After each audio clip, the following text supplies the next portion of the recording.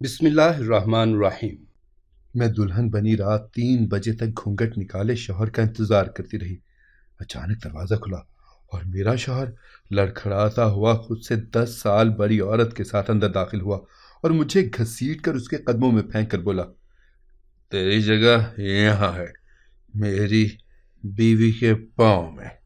یہ سنتے ہی میرے تو سر پر چھت گر پڑی، مگر کچھ دیر کے بعد میری سوتن مجھے بالوں سے گھسیٹتی ہوئی کمرے سے باہر کچن میں لے آئی اور اچانک دروازہ بند کر کے مجھے گلے سے لگا لیا اور ایسی بات کہی کہ میری تو جان ہی نکل گئی، کیونکہ میرا شوہر تو میں 20 سال کی ہوئی تو میری ممانی کو میری شادی کی فکر لگ گئی۔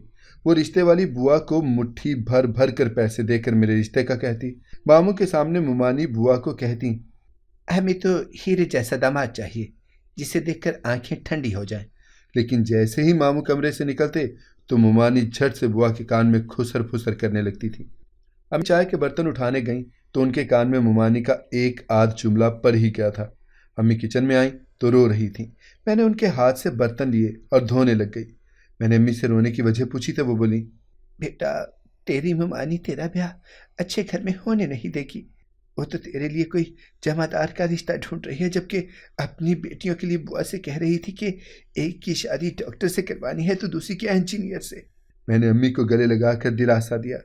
میں نے کہا، امی، یہ سب باتیں تو مجھے پہلے سے ہی معلوم تھی، آپ فکر کیوں کرتی ہیں؟ ممانی میری شادی کبھی بھی اچھے گھر میں ہونے نہیں دیں گی، مگر اللہ پر مجھے پورا بھروسہ ہے، وہ میرے لیے ہر راستہ سیدھا کر دے گا۔ امی امی کو میری باتوں سے ہمت ملی تھی، انہوں نے آنسو پونچھ لیے۔ اب وہ سبزی کاٹنے لگی تھیں۔ میں نے جلدی جلدی برتن دھوئے اور امی سے سبزی تھام لی۔ میں نے امی کو آرام کرنے کا کہا، لیکن امی ہنس دیں۔ وہ بولی، تو مجھے آرام کرنے کا ایسے کہہ رہی ہے بیٹا جیسے اپنی ممانی سے واقف نہیں۔ وہ مجھے فارغ بیٹھنے ہی کب دیتی ہے؟ ابھی مجھے گھر کی صفائی پر لگا دے گی یا کہے گی کہ کپڑے دھو دو۔ امی ٹھیک ہی کہہ رہی تھی، اس لیے میں نے امی کو سبزی واپس تھما دی، کیونکہ یہ قدرے کم مشقت والا کام تھا اور میں خود باہر نکل گئی۔ میرے ماموں کی بڑی بیٹی فاطمہ مشین لگا چکی تھی۔ وہ کپڑے دھونے بیٹھی ہی تھی کہ ممانی بھاگ کر اس کے سر پر کھڑی ہو گئی۔ انہوں نے فاطمہ کے ہاتھ سے کپڑے چھین لیے اور بولی، یہ تہمینہ مر گئی ہے کیا جو تو کپڑے دھونے بیٹھ گئی ہے؟ تیرے ہاتھ خراب ہو جائیں گے، چل اٹھ یہاں سے۔ ممانی اسے زبردستی ہی اٹھا کر اپنے ساتھ لے گئی تھی۔ میں مسکرا پڑی تھی۔ مجھے ان باتوں پر دکھ نہیں ہوتا تھا، مجھے امید تھی کہ اگلے گھر جا کر مجھے بہت سکھ ملے گا۔ میں کپڑے دھونے میں مصروف تھی جب فاطمہ پھر سے آ گئی۔ وہ بولی، امی سو گئی ہیں، تم اٹھو، باقی کے کپڑے میں دھوں گی۔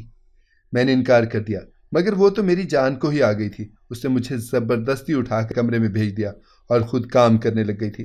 فاطمہ بالکل اپنے باپ پر گئی تھی، جبکہ چھوٹی سدرا ممانی کی کاربن کاپی تھی۔ یوں ہی دن بیتتے گئے اور میرے لیے نت نئے رشتے آتے گئے۔ کبھی کسی رنڈوے کا رشتہ آتا تو کبھی 2 بچوں کے باپ کا۔ امی پہروں بیٹھ کر روتی رہتی۔ جیسے ہی ماموں کے رشتے کی خبر ہوتی وہ فوراً ہی انکار کر دیتے۔ اب ممانی کا اصرار بھی بڑھنے لگا تھا، ماموں بھی ہمت ہارنے والے تھے۔ ایک دن ممانی نے مجھے حکم سنایا، پورے گھر کو شیشے کی طرح چمکا دو، انواع و اقسام کے کھانے بنا ڈالو اور الماری سے نیا ڈنر سیٹ بھی نکال لینا، آج فاطمہ کو لوگ دیکھنے آئیں گے۔ میں نے ممانی کے ہر حکم پر آنکھیں بند کر کے عمل کیا تھا۔ شام 4 بجے مہمانوں کی آمد متوقع تھی۔ میں اور امی تھکن سے دوہری ہو گئی تھیں، لیکن مہمانوں کے آنے سے پہلے ہی ہم نے ہر کام نمٹا لیا تھا۔ فاطمہ بھی بہت خوش تھی۔ وہ کچن میں سے چائے کی سجی سجائی ٹرالی لے گئی تھی۔ فاطمہ پر کسی پری کا گمان ہوتا تھا۔ جبکہ میں اپنا جائزہ لینے لگی تو کام والی ماسی لگ رہی تھی۔ صبح سے کام کر کر کے لباس بھی شکن زدہ ہو گیا تھا اور چہرہ بھی گرد سے اٹ چکا تھا۔ تبھی ممانی کی آواز آئی، تہمینہ، کباب فرائی کر کے لے آؤ۔ میں کباب فرائی کر کے شچ و پنج کا شکار تھی کہ اندر لے کر جاؤں کہ نہ جاؤں۔ امی نے مجھے زبردستی ہی بھیج دیا تھا۔ وہ بولی، اگر تم نے ممانی کی بات نہ مانی تو مہمانوں کے سامنے ہی تمہاری شامت آ جائے گی۔ میں دل ہی دل میں اپنے میلے لباس پر شرمندہ ہوتی ہوئی آگے بڑھ گئی تھی۔ میں نے کمرے میں داخل ہو کر سلام کیا تو مہمان عورت نے جھٹ سے اپنے بیٹے کے کان میں کچھ کہہ ڈالا تھا۔ میں کباب رکھ کر پلٹنے لگی تو اس عورت نے مجھے آواز دے کر روک لیا۔ بیٹی، ادھر آؤ میرے پاس۔ میں نے ممانی کی جانب دیکھا تو وہ مجھے کھا جانے والی نظروں سے گھورتی رہی تھی۔ وہ بولی، شاہانہ بہن، یہ تو کام والی بچی ہے۔ ممانی کی بات سن کر میری آنکھوں میں آنسو ہی آ گئے تھے۔ مگر اس عورت نے ممانی کو نظر انداز کر کے مجھے اپنے پاس بلا لیا تھا۔ پھر اس عورت نے اپنے شوہر سے کچھ مشورہ کیا۔ وہ مرد ماموں سے مخاطب ہوا تھا۔ جمشید صاحب، اگر اس بات کا ہمارے کاروباری رشتے پر کوئی منفی اثر مرتب نہیں پڑتا تو میں اس بچی کا ہاتھ اپنے بیٹے کے لیے مانگنا چاہتا ہوں۔ ماموں بڑے جوش سے بولے، نہیں نہیں بھائی، آپ بے فکر رہیں، مجھے فاطمہ اور تہمینہ دونوں ہی ایک جیسی ہیں۔ پھر سب کچھ چٹکیوں میں ہی طے ہوا تھا۔ میں نے ایک نظر شاہانہ آنٹی کے پہلو میں بیٹھے لڑکے پر ڈالی تھی۔ وہ بلا شبہ بڑا حسین مرد تھا۔ مہمانوں کے جانے کے بعد ممانی نے گھر میں خوب فساد برپا کیا تھا۔ وہ بضد تھیں کہ ماموں فوراً فون کر کے اس رشتے سے انکار کریں، مگر انہوں نے ممانی کی ایک نہ سنی تھی۔ امی الگ شرمندہ سی پھر رہی تھیں۔ میں بھی فاطمہ سے نظریں ملانے کے قابل نہیں رہی تھی۔ میں فاطمہ کے کمرے میں داخل ہوئی تو وہ اپنے موبائل پر مصروف تھی۔ میں بولی، فاطمہ، میں تم سے بہت شرمندہ ہوں، میں نے یہ سب کچھ جان بوجھ کر نہیں کیا۔ میری بات مکمل ہونے سے پہلے ہی فاطمہ بول اٹھی تھی، ارے پگلی، اس میں شرمندہ ہونے کی کیا بات ہے؟ بلکہ امی کی وجہ سے میں تم سے شرمندہ تھی۔ وہ تمہارے لیے کیسے کیسے رشتے ڈھونڈ رہی تھی، میں ان سب چیزوں سے بے خبر نہیں تھی۔ اب میرے دل کو ڈھارس مل گئی ہے کہ چلو تم اچھے گھر بیاہ کر جاؤ گی۔ فاطمہ کی باتیں سن کر اب میں سچے دل سے خوش ہو گئی تھی۔ میں نے اپنے مستقبل کے متعلق ڈھیروں اچھے خواب اپنی پلکوں پر سجا لیے تھے۔ شاہانہ آنٹی نے ہتھیلی پر سرسوں جمانے والا کام کیا تھا۔ رشتہ طے ہونے کے 2 ہی ہفتوں کے بعد میں ان کی بہو بن کر ان کے عالی شان بنگلے میں رخصت ہو کر بس چکی تھی۔ میں دانش کی سیج سجائے بیٹھی تھی، مگر وہ نہ جانے کہاں تھا۔ میں اس کا انتظار کر کر کے تھک چکی تھی، مگر وہ کمرے میں داخل ہی نہیں ہوا تھا۔ یہاں تک کہ صبح کے 3 بج چکے تھے۔ میں روحاں سی ہو چکی تھی جب اچانک کمرے کا دروازہ دھڑ کی آواز سے کھلا۔ میں نے نظریں اٹھا کر دیکھا تو میرا شوہر لڑکھڑاتا ہوا کمرے میں داخل ہوا تھا۔ اس کے ساتھ ایک ادھیڑ عمر عورت بھی تھی۔ میں اس اچانک افتاد پر ششدر سی بیٹھی تھی۔ جب میرا شوہر آگے بڑھا، اس نے مجھے بالوں سے پکڑ کر بیڈ سے اٹھایا اور اس عورت کے قدموں میں پھینک دیا اور بولا، تیری جگہ میری بیوی کے قدموں میں ہے، تو آج سے اس کی نوکرانی بن کر رہے گی، اس کا ہر حکم مانے گی۔ اس عورت نے میرا بازو تھام کر مجھے اٹھایا اور کمرے سے باہر دھکا دے کر بولی، آج کے بعد میں تمہیں اپنے شوہر کے کمرے میں نہ دیکھوں، سمجھی؟ میں صحن میں بیٹھی بند دروازے کو دیکھتی رہ گئی تھی۔ میری آنکھوں سے ٹپ ٹپ آنسو برسنے لگے تھے۔ آج سے 10 سال پہلے بھی میرے ساتھ ایسا ہی ہوا تھا۔ امی مجھے بڑی آس سے ماموں کے گھر لے کر گئی تھی۔ امی نے رو رو کر ماموں کو اپنی درد بھری داستان سنائی تھی۔ امی نے کہا، بھائی، میرے پاس رہنے کے لیے کوئی ٹھکانہ نہیں ہے، ہم ماں بیٹی کو رہنے کے لیے چھت دے دو۔ ماموں نے امی کو ہاتھوں ہاتھ لیا تھا۔ وہ بڑی بہن کو سہارا دے کر گھر لے آئے تھے۔ وہ ممانی سے بولے، تمہاری ساس نہیں ہے، لیکن آج سے تم میری بڑی بہن کو اپنی ساس سے سمجھنا، ان کی خوب خدمت کرنا، اس چھوٹی بچی کو اپنی بیٹیوں کی طرح ہی سمجھنا۔ ممانی ماموں کی ہاں میں ہاں ملاتی رہی تھی، مگر ماموں کے گھر سے نکلتے ہی انہوں نے اپنا سارا غصہ برتنوں پر نکالا تھا۔ وہ ہمیں باتیں سنا سنا کر برتن پٹکتی رہی تھیں۔ میں اور امی خاموشی سے آنسو بہانے لگے تھے۔ ماموں نے مجھے اپنی بیٹیوں والے کمرے میں بھیج دیا تھا، مگر سدرا نے مجھے بازو سے پکڑ کر اپنے کمرے سے نکال دیا تھا۔ وہ بولی، مجھے میری امی نے کہا ہے کہ تم ہماری ملازمہ ہو، تم ہمارے گھر میں نہیں رہ سکتی۔ اتنا کہہ کر اس نے میرے منہ پر دروازہ بند کر دیا تھا۔ میں زمین پر بیٹھی بند دروازے کو دیکھ کر روتی رہی تھی۔ پھر نہ جانے امی کو کیسے خبر ہو گئی، وہ بھاگ کر میرے پاس آئیں اور مجھ سے لپٹ گئیں۔ امی نے میرے سامنے ہاتھ جوڑ دیے تھے۔ میری بچی تہمینہ، مجھے معاف کرنا، میں تمہیں ایک جہنم سے نکال کر دوسرے جہنم میں لے آئی ہوں، تمہیں بہت ہمت سے کام لینا ہوگا بچے۔ میں نے امی کو دلاسا دیا تھا۔ میری نظر ایک بار پھر سے دانش کے کمرے کے بند دروازے پر پڑی تھی۔ میں بولی، مبارک ہو تہمینہ، آج تم تیسرے جہنم میں داخل ہو چکی ہو۔ صبح میری ساس وضو کرنے کے لیے اٹھی تو اس نے مجھے صحن میں بیٹھے پایا تھا۔ وہ ساری کارروائی سمجھ چکی تھی۔ وہ بولی، صبر صبر اور صبر میرے بچے، مجھے معاف کر دو بیٹا۔ میں دانش کی ان حرکتوں سے بخوبی واقف تھی۔ میں اتنا بھی جانتی ہوں کہ ربیہ جیسی عورتیں گھر بسا نہیں پاتی۔ وہ آج ہی عقل میرے دانش کو چھوڑ کر چلی جائے گی، تب اسے ایک غمگسار ساتھی کی ضرورت ہوگی، مگر اس لمحے تک ہر بیوی اپنے شوہر کے ساتھ وفا نہیں کر پاتی بیٹا۔ فاطمہ تو نازوں میں پلی ہے، وہ یہ سب برداشت نہ کر پاتی۔ مجھے علم ہے تم بہت سے غم سہ کر یہاں تک پہنچی ہو، تم اس غم کو بھی سہ لو گی۔ میں ہنس دی تھی۔ میں ان کی بات کا مفہوم بھی سمجھ چکی تھی۔ مجھے صبر ہی کرنا تھا ساری زندگی۔ میری ساس نے مجھے ایک دوسرا کمرہ دے دیا تھا۔ میں اس کمرے میں رہنے لگی، جبکہ ربیہ دانش کے ساتھ ہی رہتی تھی۔ میں گھر کے سارے کام کرتی، ربیہ مجھ پر روب جھاڑتی، اپنا ہر کام مجھ سے کرواتی، یہاں تک کہ وہ اپنے جوتے بھی مجھ سے ہی صاف کرواتی تھی۔ لیکن میں نے صبر کا دامن ہاتھ سے نہیں چھوٹنے دیا تھا۔ ربیہ اور دانش میں بہت محبت تھی۔ میں یہ دیکھ کر حیران رہ جاتی تھی کہ کیسے ایک بڑی عمر کی عام سی شکل و صورت والی عورت اپنے شوہر کے دل پر قابض ہے، اور ایک میں ہوں جس کی حیثیت کھاڑی کی بھی نہیں ہے۔ دانش ربیہ کی ہر فرمائش پوری کرتا تھا، لیکن ربیہ نے اسے ایک ایسی فرمائش کر ڈالی تھی جسے وہ پوری کرنے سے قاصر تھا۔ ربیہ نے نئے گھر کی ضد پکڑ لی تھی، مگر دانش اپنے والدین کو تنہا نہیں چھوڑنا چاہتا تھا۔ مگر پھر بار بار کے اصرار پر دانش نے یہ فیصلہ کیا تھا کہ میں اس کے والدین کے پاس ہی رکوں گی، جبکہ وہ دونوں نئے گھر میں شفٹ ہو جائیں گے۔ ربیہ کو اس بات پر بھی اعتراض تھا۔ وہ بولی، میں تہمینہ کو بھی اپنی خاص ملازمہ بنا کر اپنے ساتھ لے جانا چاہتی ہوں۔ مگر دانش نہ مانا۔ وہ بولا، تمہیں ملازمین کی کمی نہیں ہونے دوں گا۔ مگر ربیہ بھی ضد کی بڑی پکی تھی۔ اس نے اپنی بات منوا کر ہی دم لیا تھا۔ اب ہم تینوں ایک نئے گھر میں شفٹ ہو چکے تھے۔ ربیہ مجھے سارا دن کاموں میں لگائے رکھتی تھی۔ رات ہوتے ہی میں بستر پر گرتے ہی سو جاتی تھی۔ صبح ہوتے ہی مجھے ربیہ کام پر لگا دیتی۔ اب میری نظروں کے سامنے دانش اور ربیہ ایک دوسرے کے ساتھ بیٹھ کر کھانا کھاتے، باہر گھومنے پھرنے جاتے، ایک دوسرے کے ساتھ بیٹھ کر چائے پیتے، جبکہ میں ان کے سامنے کبھی پکوڑے لا کر رکھتی تو کبھی چٹنیاں بنا بنا کر لاتی۔ دانش مجھ پر ایک نگاہ بھی نہ ڈالتا تھا۔ میں اس کی نظر کی منتظر ہی رہتی۔ میں جان بوجھ کر اس کے سامنے آتی، لیکن وہ یوں ظاہر کرتا جیسے میں سامنے ہوں ہی نہیں۔ ایک دن شام کا وقت تھا جب ہمارے گھر میں ایک انجان مرد داخل ہوا۔ میں نے پوچھا، یہ کون ہے؟ تو ربیہ مجھے اپنے ساتھ کچن میں لے گئی۔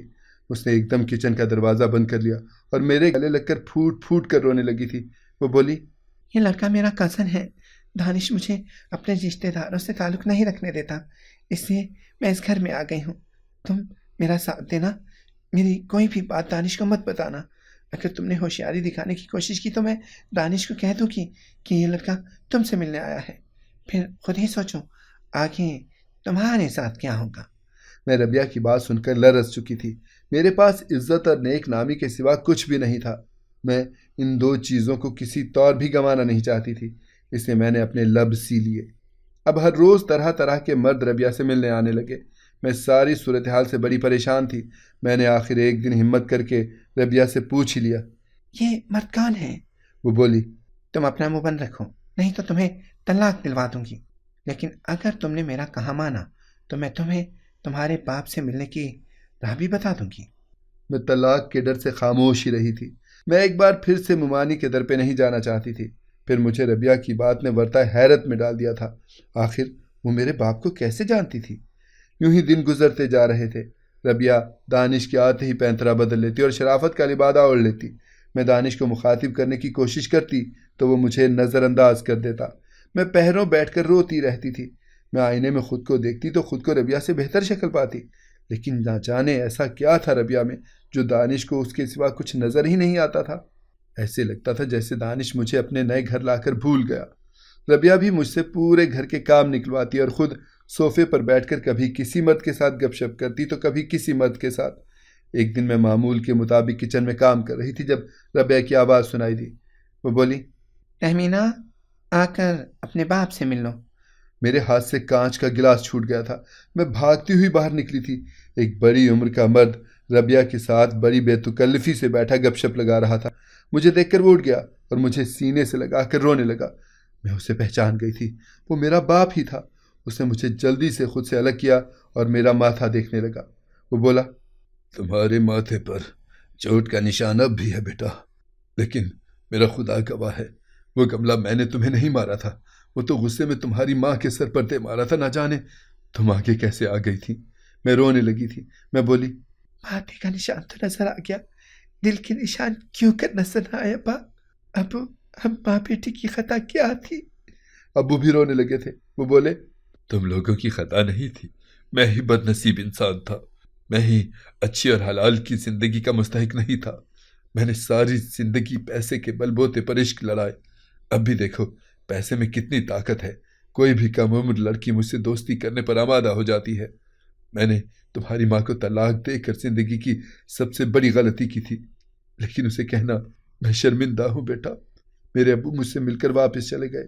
میں نے ربیہ سے پوچھا، تمہیں کیسے علم ہوا کہ میرے والد کہاں ہیں؟ وہ ہنس کر بولی، تمام کھاؤ، پیڑ مت گنو۔ میں خاموش ہو گئی تھی۔ ربیہ کے چال چلن میں کوئی تبدیلی نہیں آئی تھی۔ وہ دانش کے جاتے ہی گھر پر اپنے دوستوں کو مدعو کر لیتی۔ اس نے مجھے پہرے پر بٹھایا ہوتا تھا اور خود خوش گپیوں میں مصروف رہتی تھی۔ ایک دن میں نے تنگ آ کر اس سے پوچھ ہی لیا، تم ایسے کیوں کرتی ہو؟ ربیہ اس دن اچھے موڈ میں تھی۔ وہ ہنس کر بولی، ارے پگلی، تم ابھی تک نہیں سمجھی کہ میں کون ہوں؟ میرے اتنے زیادہ کزن کہاں سے آتے ہیں؟ تم تو بالکل ہی سیدھی سادھی ہو۔ میں تمہیں بتاتی ہوں کہ میں کون ہوں۔ میرا تعلق شریف گھرانے سے نہیں ہے۔ ہم ان گلیوں کی پیداوار ہیں جہاں کوئی اپنی بہو بیٹیوں کو لے جانا پسند نہیں کرتا۔ دانش نے ایک بار مجھے ہاسپٹل میں دیکھ لیا تھا۔ وہ اپنی والدہ کے ساتھ وہاں آیا تھا۔ دانش کی شکل اور اس کی پرسنالٹی سے اس کی امارت جھلکتی تھی۔ دانش نے میری طرف قدم بڑھائے تو میں نے اس کا خیر مقدم کیا۔ میں نے دانش کو حقیقت سے آگاہ کر دیا تھا۔ میری حقیقت جاننے کے بعد بھی اس کے بڑھتے قدم نہ رکے تھے۔ اس نے مجھے شادی کا کہا تو میں فوراً تیار ہو گئی۔ اس نے مجھ سے وعدہ لیا تھا کہ میں پلٹ کر کبھی ان گلیوں میں واپس نہیں جاؤں گی۔ میں نے حامی بھر لی، لیکن شادی کے بعد پتہ چلا کہ جو کچھ بھی ہے وہ سب دانش کے باپ کا ہی ہے۔ دانش مجھے خرچہ بھی ہاتھ روک کر ہی دیتا تھا۔ ویسے بھی میں شرافت بھری زندگی سے بور ہو چکی ہوں، اس لیے سوچا ہے کہ اپنے پرانے آشناؤں کے ساتھ گپ شپ رکھتی ہوں اور اپنے اضافی اخراجات کے لیے پیسے انہی سے وصول کر لیتی ہوں۔ میں ربیہ کی باتیں سن کر چکرا گئی تھی۔ میں نے دھڑکتے دل کے ساتھ پوچھا، اگر دانش کو علم ہو گیا تو تم کیا کرو گی پھر؟ وہ ہنس کر بولی، میں صاف مکر جاؤں گی اور کہہ دوں گی کہ یہ مرد تو تہمینہ سے ملنے آیا ہے۔ میں چپ چاپ وہاں سے اٹھ گئی تھی۔ ربیہ میری سوچ سے زیادہ خطرناک نکلی تھی۔ اسے پیسے کی کتنی حوث تھی۔ اب تو مجھے ہر وقت ڈر ہی لگا رہتا تھا۔ ربیہ سے جب کوئی ملنے آتا تو وہ مجھے آواز دے کر بلاتی اور مجھے چائے وغیرہ پیش کرنے کو کہتی تھی۔ میں خود کو سینچ سینچ کر رکھتی کہ کہیں کسی کی نظر مجھ پر نہ پڑ جائے۔ ربیہ کا کیا اعتبار تھا؟ وہ مجھے بھی فروخت کر سکتی تھی۔ ایک دن میں حسب معمول صحن میں بیٹھی ربیہ کا پہرا دے رہی تھی جب اچانک مجھے دانش کی گاڑی کی آواز سنائی دی۔ میں ایک دم سے لرز کر رہ گئی تھی۔ ربیہ کی دی ہوئی دھمکیاں میرے دماغ میں گونجنے لگی تھیں۔ اس سے پہلے کہ میں لاؤنج میں جا کر ربیہ کو خبردار کرتی، دانش گھر میں داخل ہو چکا تھا۔ اس کے پیچھے ہی میرے ابو بھی چلے آئے تھے۔ دانش کچھ کہے سنے بغیر ہی لاؤنج میں داخل ہو چکا تھا۔ میں بھاگ کر ابو کے پاس گئی تھی۔ انہوں نے مجھے گلے سے لگا کر کہا، بیٹا میں نے تم لوگوں کے ساتھ بہت زیادتیاں کی ہیں۔ تم ماں بیٹی کو بہت دکھ دیا ہے۔ اب تمہیں سکھ دینے کی میں نے چھوٹی سی کوشش کی ہے۔ ہو سکتا ہے کہ دانش یہ سب دیکھ کر ربیہ سے متنفر ہو جائے اور تمہیں وہ مقام دے دے جس کی تم حقدار ہو۔ اتنا کہہ کر ابو چلے گئے تھے۔ میں بھاگ کر لاؤنج میں آئی تو دانش کو بہت غصے میں دیکھا تھا۔ وہ ربیہ پر چلا رہا تھا، ربیہ میں نے تم جیسی عورت کو گند سے نکال کر اپنی عزت بنایا۔ تمہاری باتوں میں آ کر میں نے اپنے والدین کو چھوڑ دیا۔ تمہاری وجہ سے میں نے اپنی وفا شعار بیوی کو تنگ کیا، مگر تم پھر بھی میری نہ بنی۔ تم کیا سمجھتی ہو کہ میں تمہاری حرکتوں سے بے خبر ہوں؟ تم اس گھر میں آئیں، تم نے کوئی ملازم رکھنے نہیں دیا، تہمینہ کو ملازمہ بنا لیا، مگر اس کے لبوں سے آج تک میں نے شکایت کا ایک لفظ نہیں سنا۔ میں نے کوئلے کی خاطر تہمینہ جیسے ہیرے کو بے مول سمجھا، لیکن آج تمہارے ہی آشنا نے مجھے تمہاری اصلیت سے آگاہ کر دیا، اور اب میں تمہیں مزید خود کو بیوقوف بنانے نہیں دوں گا۔ میں تمہیں ابھی اور اسی وقت طلاق دیتا ہوں۔ دانش نے ربیہ کو طلاق دے دی تھی۔ ربیہ آرام سے کھڑی یہ سب تماشا دیکھتی رہی تھی، پھر بولی، اچھا ہوا جو تم نے مجھے طلاق دے دی۔ میں نے تم جیسے کنگلے کے ساتھ رہ کر کرنا بھی کیا تھا۔ پھر وہ بڑے آرام سے اپنا سامان پیک کرنے لگی تھی۔ دانش اس کی جھٹائی پر حیران کھڑا تھا۔ پھر وہ مجھ سے مخاطب ہوا اور بولا، تہمینہ میں تمہاری قربانیوں سے بے خبر نہیں تھا، مگر انہیں سراہنے سے ڈرتا تھا کہ کہیں ربیہ مجھ سے خفا نہ ہو جائے۔ محبت انسان کو ڈرپوک بنا دیتی ہے۔ پھر دانش میرے قدموں میں بیٹھ کر مجھ سے معافی مانگنے لگا تھا۔ میں تو بڑی دیر سے اس دن کا انتظار کر رہی تھی۔ میں نے جھٹ سے دانش کو معاف کر دیا تھا۔ ہم دانش کے والدین کے گھر واپس آ گئے تھے۔ دانش نے مجھے کہہ دیا تھا، تم اپنی والدہ کو بھی اس گھر میں لے آؤ، وہ بھی میری امی جیسی ہی ہیں۔ ادھر فاطمہ کی شادی بھی طے ہو چکی تھی۔ اس کے جانے کے بعد امی کے ساتھ جو سلوک ہونے والا تھا وہ میں سوچ کر ہی ڈر جاتی تھی، اس لیے میں امی کو بھی اپنے ساتھ ہی لے آئی تھی۔ سفر لمبا بھی تھا اور کٹھن بھی، مگر میں نے ہمت نہیں ہاری تھی۔ پھر اللہ نے بھی میرے لیے آسانیاں پیدا کر دی تھیں۔ اگر آپ کو ہماری کہانی پسند آئی ہے تو اسے لائک کریں، شیئر کریں اور ہمارے چینل کو سبسکرائب کریں۔ اگلی کہانی تک کے لیے اجازت دیجیے۔ اللہ حافظ۔